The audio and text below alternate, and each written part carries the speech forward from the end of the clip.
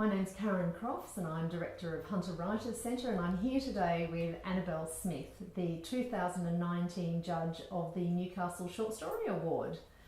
Annabel has judged this competition this year with Tim Richards, an author from Melbourne, and they've done a wonderful job and a very hard, challenging job in selecting the top 35 stories to be published in the anthology. Well, already published, it's just fantastic.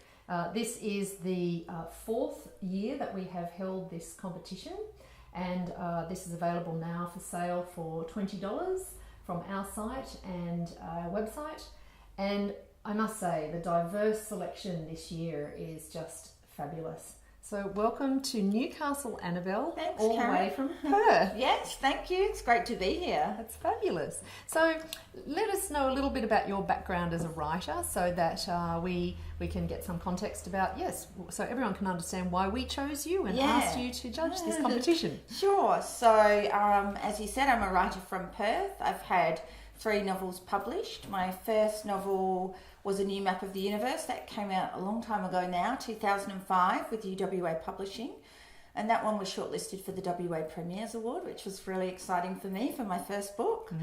My second novel, Whiskey Charlie Foxtrot, came out in 2012, and that was a Fremantle Press novel. And that was also published in the US, where it sold over 70,000 copies, so that's been incredible. And then my most recent book was a little bit of a departure.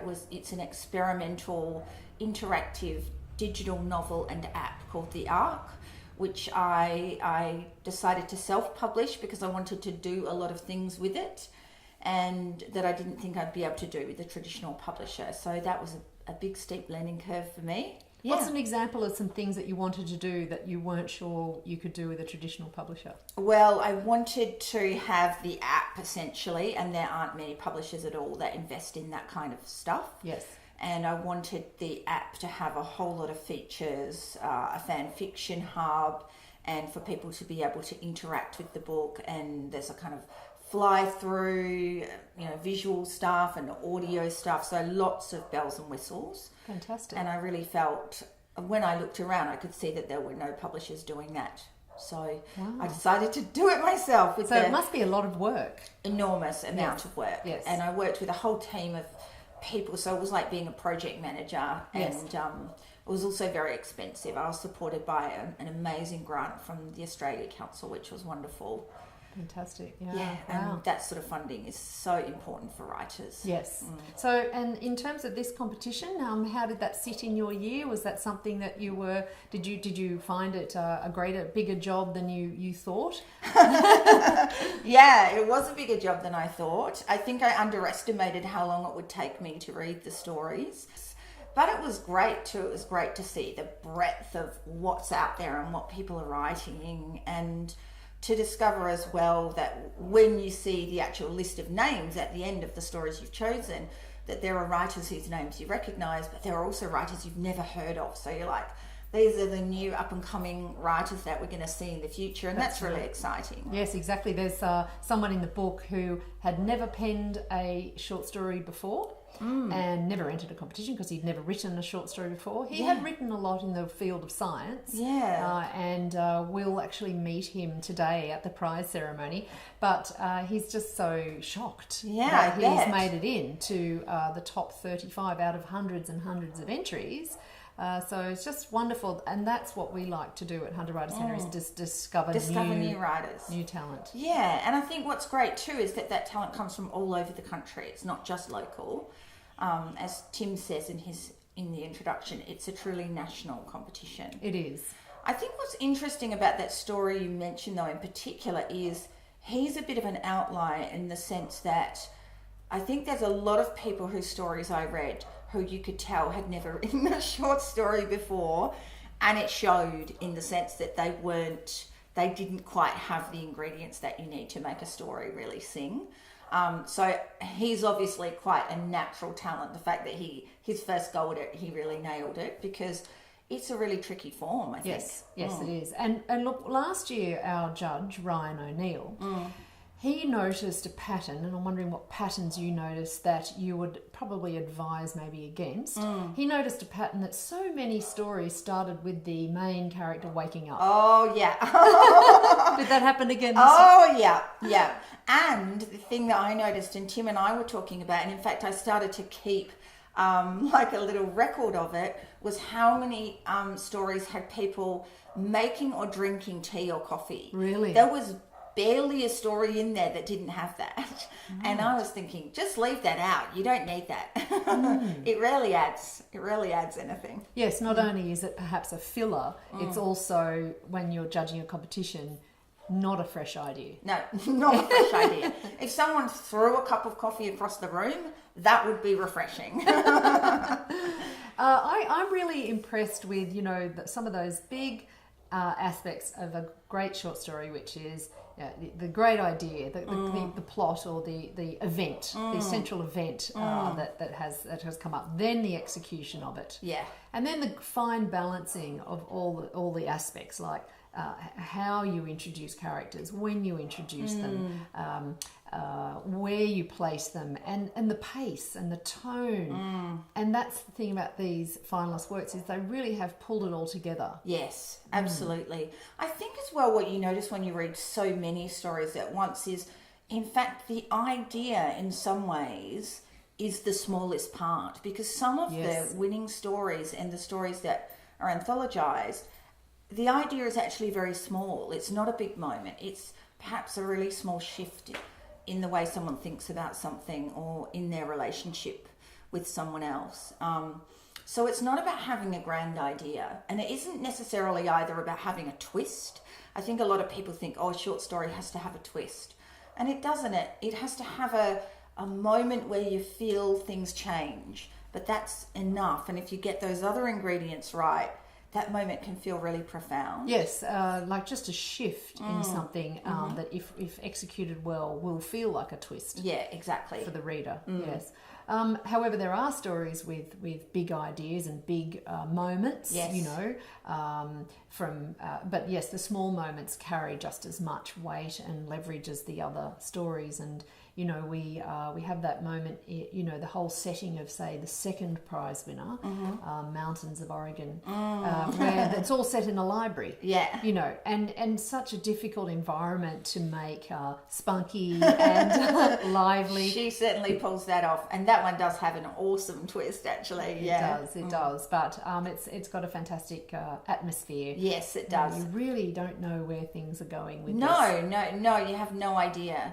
And I read this interesting thing recently, and I can't remember who said that, but they were saying that one of the things that stops you from falling into cliches, that you take an idea of something like a library that people have very set associations with, and then you shift it, and it's really disconcerting. And so the example they gave was Hal in 2001: A Space Odyssey. Yes. And it was like that sort of gentle AI, but with that very soothing voice. But oh my gosh, Hal's evil! And so you're kind of lulled into this false sense of security, and then they pull the rug out from underneath you, and it's a clever little trick. Yes, that Imbi uses there. And so tell me about when you arrived at you chose the winner. Yes. And Tim chose second and third. Yes. And then you chose the one that came forth, and then on you went alternately, which was a really interesting way to do it. We hadn't had judges, I don't think, although I don't necessarily always ask judges exactly how they choose the top 35. Yeah. But that was your way, your method this year, and it turned out to probably be beneficial because you each got your top 17 into the book. And that makes for a diverse collection. Very much more diverse than it would have been otherwise. Yes. It was so interesting when I saw Tim's list. And we actually did it as a reveal back and forth. So we didn't send each other a list. We would say, and number 14 is, and they'll be like, wow. Wow. So there were stories that he chose that did not speak to me at all, and vice versa.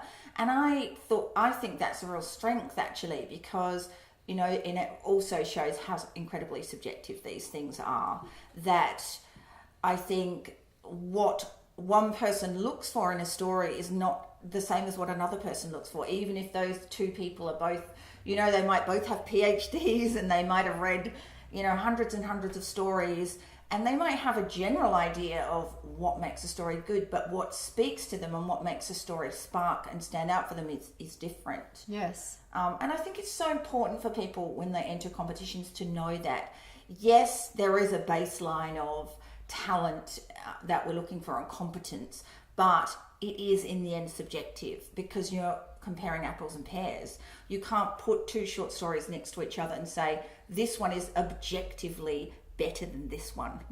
If they've got all the ingredients there, it's just like, these are both fantastic, but this one just really excites me. And I guess also the way that you did that selection means that you don't necessarily have to explain to the other judge why it speaks to you. Yeah. It's reflective of your subjective choices. It makes for such a diverse collection, as I said. Did you feel that winning piece that you chose by Ellen Vickerman, did you feel that jumped out at you very early on? Instantly, yes. That story was so striking to me, and it was really interesting when you sent me the list of the names to see that another of her stories was also very high up in my list. So she just has, for me, that quality of voice in her story that is so strong and so distinctive.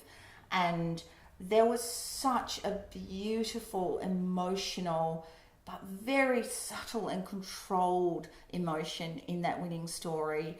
I felt really moved by it, and I felt that she depicted the mindset of a young man who's about to go to jail, and he's come to say goodbye to his little brother, and he feels guilty and he feels ashamed, and he also feels this intense love for his brother and a desire to protect him. And the nuance of all those feelings, it's such an unusual depiction of young manhood that I don't think we often get access to. We have all this stuff about toxic masculinity, and what I loved about this story is it was like, yes, perhaps he's an example of toxic masculinity on the inside, but he's also capable of this amazing tenderness. And I think that's what really moved me about that story. It's like a peek behind the curtains Yes. of their relationship, Yes. but also it makes us feel, perhaps as readers, that we're entering a private world that maybe be quite universal. That maybe this is that moment that nearly all of us would experience if we were in that circumstance.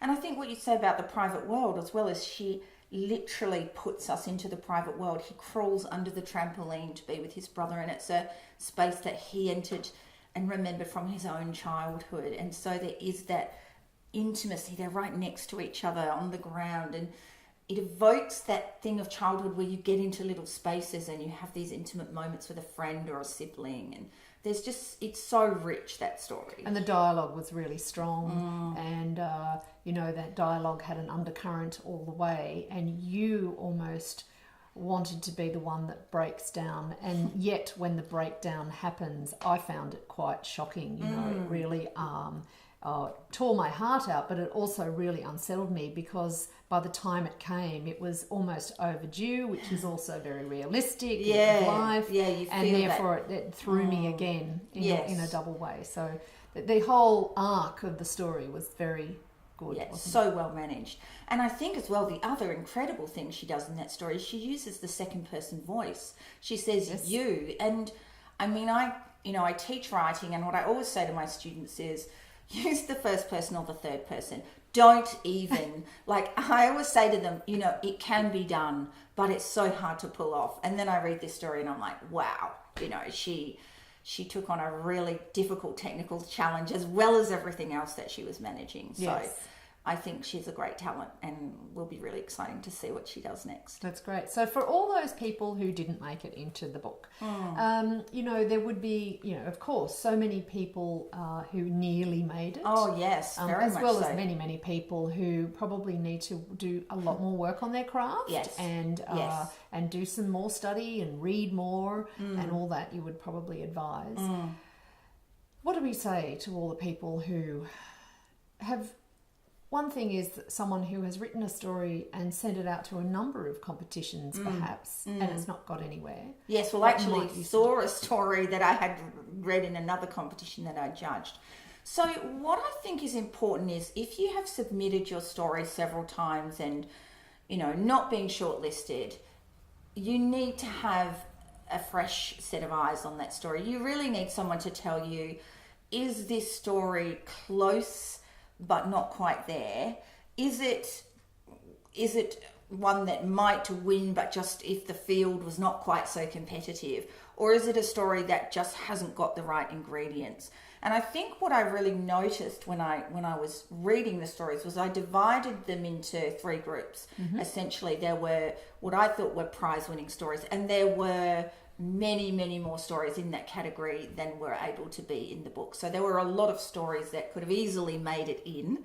And then there were stories that were almost there. They were kind of like 80% there, but those people would benefit so much from going to a course or joining a writers group or having a mentor look over their work or something like that. And then there were people who seemed to possibly have never shown their work to anyone, and they were kind of yarns and things like that. And those people, I think, definitely need to read a lot more widely. And with a competition like this, I mean, talk about a cheat sheet. Just get last year's anthology and see the kind of stories that make it into the anthology. Yes. That's the best education you can have about what sort of... So you can compare your story to that and say, okay, I don't seem to be really matching up here. Or, okay, I think I am matching up pretty well, so I'm going to throw my hat in the ring. Yes. But you can read there are, probably a dozen a year at least come out in Australia, anthologies of winning short stories. And those are the best education you can give yourself. You can read those, you can see the kinds of things that those stories have in common. But like Hunter Writers Centre and so many writer centres, they offer brilliant short courses, half a day, or you might do it for a few weeks over, a period. And they have world-class writers come in and take those courses, and it's so great, the opportunities to learn. So take those opportunities, get another pair of eyes on your work before you send it out that next time. Yes, and some of the topics that you were here to talk about today were things like fear of rejection and building or maintaining one's confidence. So outside of competitions, as a writer generally, what tips do you have there about just keeping on track and keeping on? For a fine artist, they can continue to produce paintings or drawings and any works and submit them to exhibitions by paying an entry fee, and they get seen by the public who come to see all the works. So in a sense, an artwork can be seen. Not all stories are read. No, that's true. So I guess that's why writers might suffer with a little bit more sense of dejection than maybe other areas of the arts. Yeah, and I think there's a very long apprenticeship with writing. I think you have many years at the beginning where often not really much happens at all, and you're just learning the craft, and there's a lot of rejection. People say the road to publication is paved with rejection, and I think that's really true. And that's still true for me, 15 years on. Yes. I think finding your people is such an important part of it, forming a network. It's so much easier to do that than it's ever been. Joining a writer centre like Hunters, or, I'm a member of, 2 writer centres in Perth. Yes. And they have these wonderful social things. They have the courses. You can find people who are writing the same kind of things as you, and you can network with them and exchange work. But you can also just get people who are in your corner and support you and comfort you when you get a rejection, celebrate with you when you get shortlisted for something. That's just been such an important part of my journey. I've been in 3 writing groups over about 20 years. And then I suppose in the last 5 years, I've kind of formed almost like a digital community through Twitter, mostly. And those people keep me afloat. So when I get a devastating rejection, recently after, being in talks with an agent in North America for 2 years, they just stopped contacting me, and I was like, okay, they don't want my book after all. And, it's really, really hard to take that and you have your people who have known you and followed you on the journey, and they prop you back up, and sometimes they come over to your house and drink wine and eat chocolate with you, and they understand. And no one else really understands the life of a writer. It's such a weird life, and other people are like, oh, well, never mind, and it's like, no, you don't get it. Yes. So having your support network, and you bring each other up together as well. So, someone has a little bit of success, and then they might invite you to write something for their blog, and then, that, so it helps because you're kind of like pulling each other up the ladder. Yes. And I think that's a really important part of it. But I think as well, self-care. I think we're in an age where self-care is such a buzzword, but it's really important because writing, unlike certain other professions, you're bringing your heart and soul into it. And sometimes it does feel very raw and vulnerable. And you do have to look after yourself. And there might be times where resubmitting isn't the right thing to do. You might just need to crawl into a little burrow for a while and just look after yourself. I had times when I was submitting my second novel, because I had 17 rejections for that before it got published, which is crazy when I think about how well it went on to do, but that's the nature of the industry. But there were times when I would just stop submitting because I knew that I couldn't take another rejection. And so I'd have to wait for my kind of skin to grow back and then I'd send it out again. Because I often tell writers that I run in groups, I say, people when they come to read fiction or creative non-fiction, they are wanting the mask to be dropped and taken off. Mm-hmm. And they are wanting to be moved in here, in the heart. They are wanting to be shifted and changed. Yes.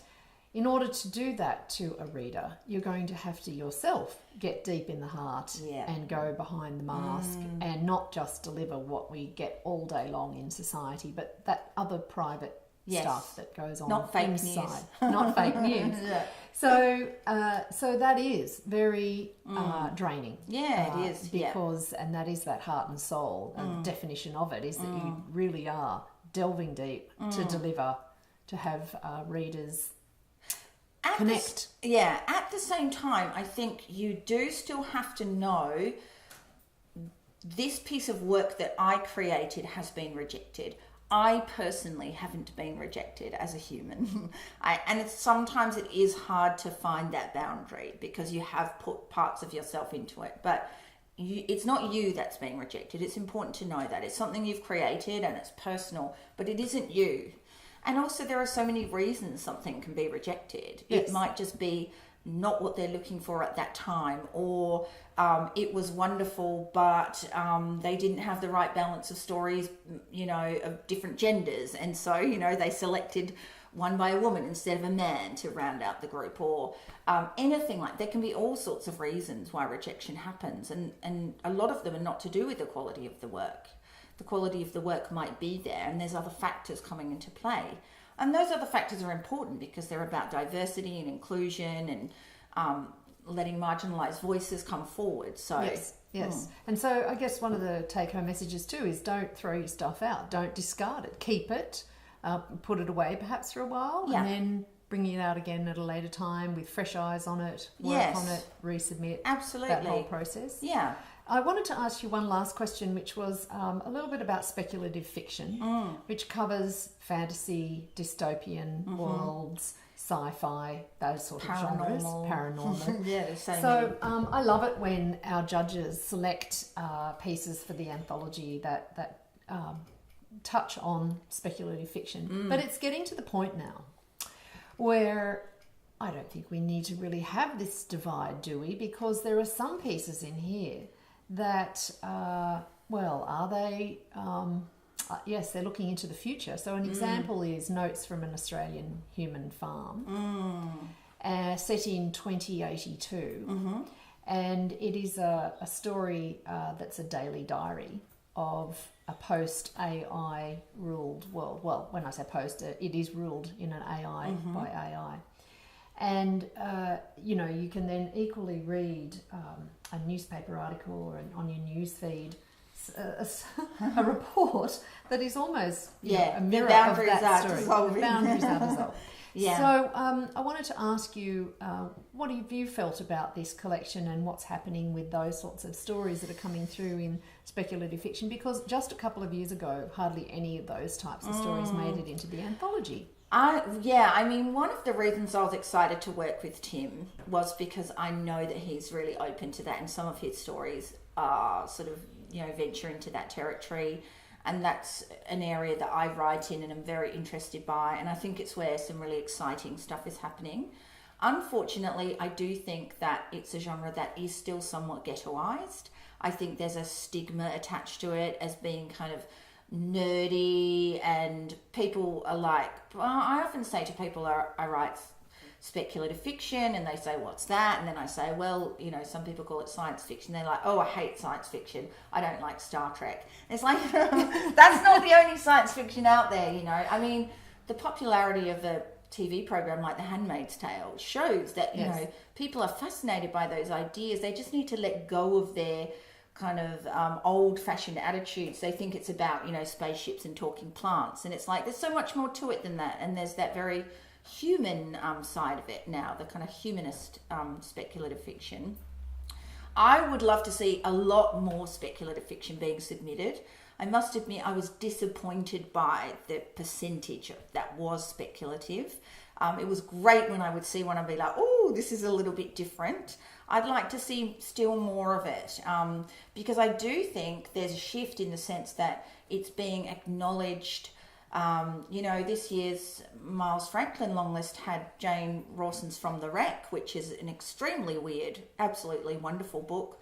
Catherine McKinnon's Storyland, which has a sci-fi kind of futuristic element and a very unusual storytelling mode. And I do think that genre is being increasingly, respected. And I want to see more people having a go at it, and more readers as well. Yes. Please read it. Read a speculative book. It will surprise you. Well, a good way to start is to buy the 2019 Newcastle Short Story Award Anthology, which has those type of stories in it and many more. So thank you so much, Annabel, for having a chat today. Thank you, Karen. And wonderful work from you, and so professional. And we wish you all the best with your writing career. Thank you so much. Thank you.